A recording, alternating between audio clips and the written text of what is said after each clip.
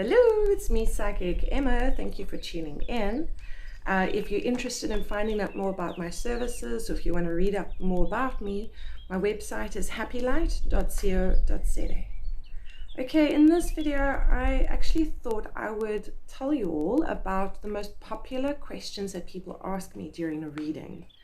So, as someone who specializes in questions and answers, obviously there are a lot of common threads in the questions. So this is them basically. I've got my little list over here.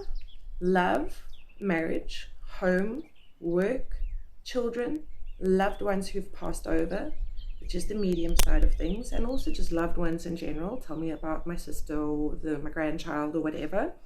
And then finances. So these are the most common things that people want to know about. Usually when it comes to finances, people want to know which of their strategies that they have in mind will have the best outcome, or is there hope at the end of the tunnel, or do the guides have any information for them that they need to know regarding their finances. So yesterday, I believe it was, I had a client who wanted to have a massive gathering to reveal the tombstone of her late mother. And when I say massive, I mean they were going to invite everyone because her mother was very social. And they were going to hire caterers and all sorts of stuff. And then she was going, financially, I really hope the money from my mother's passing over will come through soon so we can afford all to do all of this. And then her mother came through along with a guide, and they were like, it's a really nice idea. And your mother would have loved it. And the mother was like, I would have. That's so me. I love that sort of thing. And then both her mother and the guide went, but. And they explained to her how there's something coming up at the end of the year when she gets her piece of paper, that there's going to be expensive things at the end of the year and the beginning of the following year. And her family can financially not actually afford to throw this massive party. And her mother told her very, very clearly, do not take out a loan.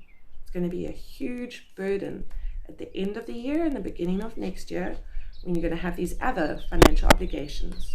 She says because she left a bit of debt behind, when her money comes through, is not going to be as much left over as what my client and her family would have hoped. So that is why she said, do not take out a loan. And then, me and her as people, we brainstormed, what if it's a bring and share picnic or something? It's like, what if you only invite your nearest and dearest friends? You just make it clear in the invite, this is just a unveiling of the tombstone.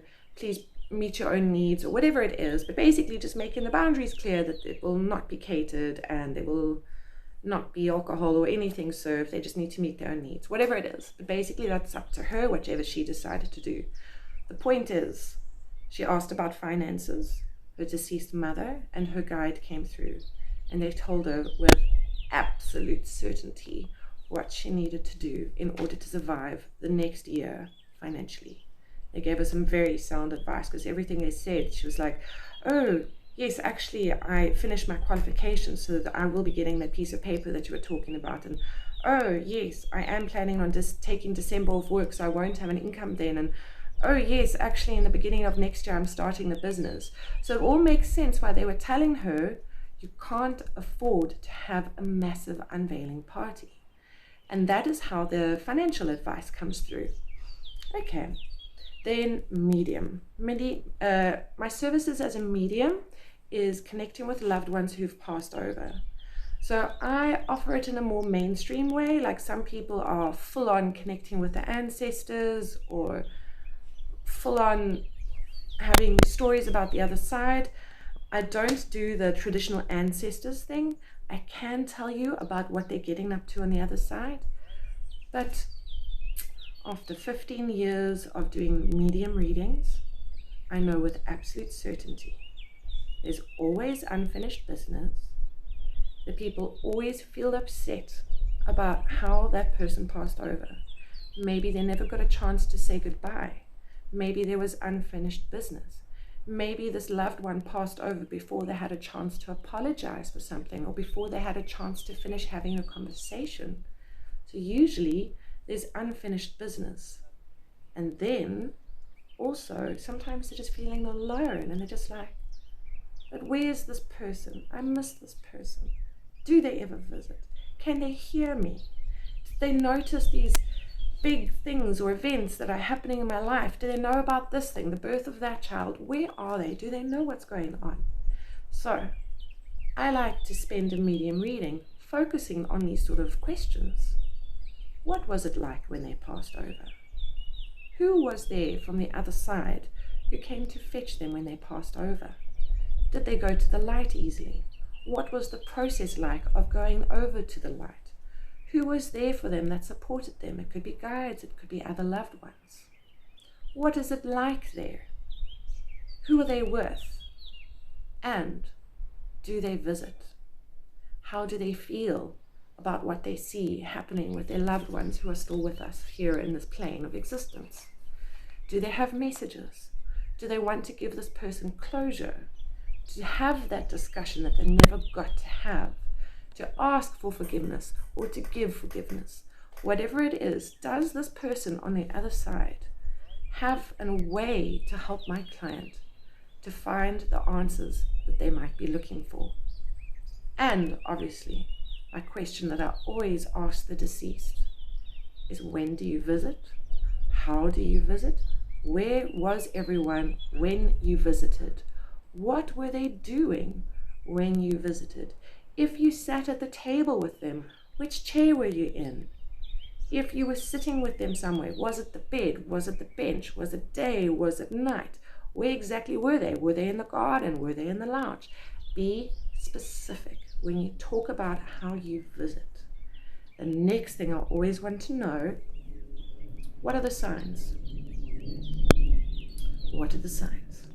How do these people know that you are visiting if they're not psychic, or if they're not fully in touch, or haven't fully developed their intuitive abilities? So how does the average person know that their loved one is visiting? So that is how I do a medium reading, because this is something that is extremely popular as a service. Everybody wants to know. Most people have someone they want to connect with. So that's how I do that. Then when it comes to loved ones who are still alive, sometimes the family is not all in the same country. Sometimes maybe a loved one who's alive, now I'm talking about alive people, maybe a loved one is going through a secretive phase, and then my client is concerned about their loved one, and they just want to know, like, without invading the privacy of this person, are they okay? What are they going through? Should I phone them to ask if they're okay? Just stuff like that. Or, my child is overseas, are they okay? Should I phone them more often? You know, whatever the scenario is. So that's the loved ones aspect. And this kind of coincides with children, because most people who want to ask about their loved ones, it comes to family and usually children. It's usually parents who ask this question. Then we get to work. Work ties in very much with finances, which is what I began with. But often there's work politics, or a person is job hunting, or a person is trying to figure out if they should job hunt. What are the opportunities going to look like if they job hunt? Is there advice on how to job hunt? If maybe two people have offered them positions and they're trying to figure out which choice to make, then I will do future outcomes. So if you choose apples, this will be the outcome. If you choose pears, this will be the outcome. Maybe someone is even experiencing conflict with someone at work and they want to know, what do I do? And their guides will come through and say, maybe they'll say something like, when you see that person walking towards your desk, go to the loo. Or whatever the guidance is, just kind of go, oh, I see you coming to talk to me. Please send me an email. I'll reply in a moment. I just need to quickly go to the loo. So sometimes like random guidance like that will come through, but obviously it's individual to each unique client. So that's usually what work is about. Then we get home life.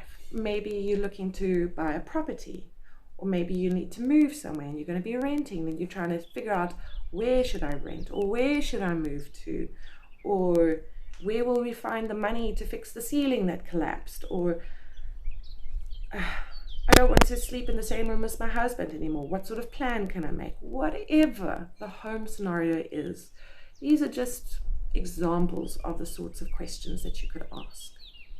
Then there's marriage. Maybe you are trying to figure out how to find solutions for a situation that you're in regarding your romantic relationship. Maybe you are trying to figure out if you should leave or stay or get married in the first place.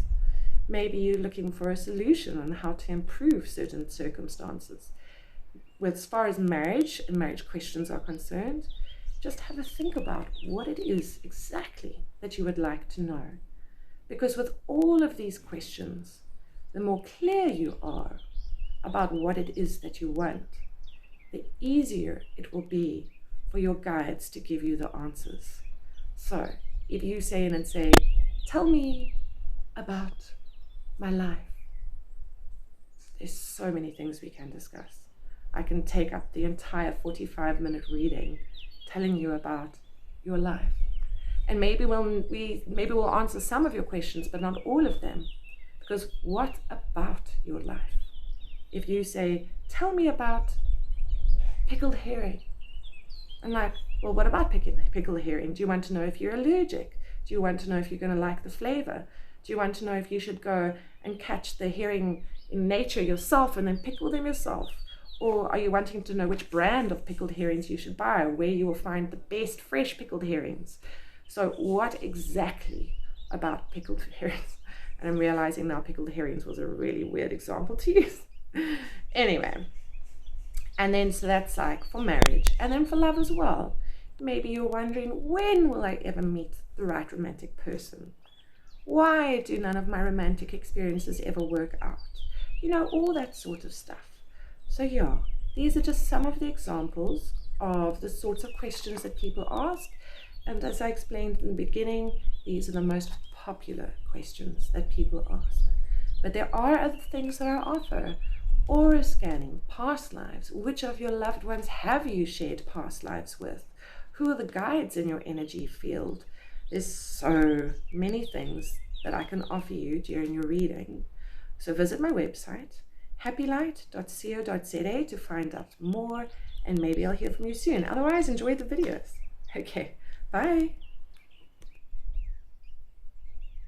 Please subscribe by clicking on my image.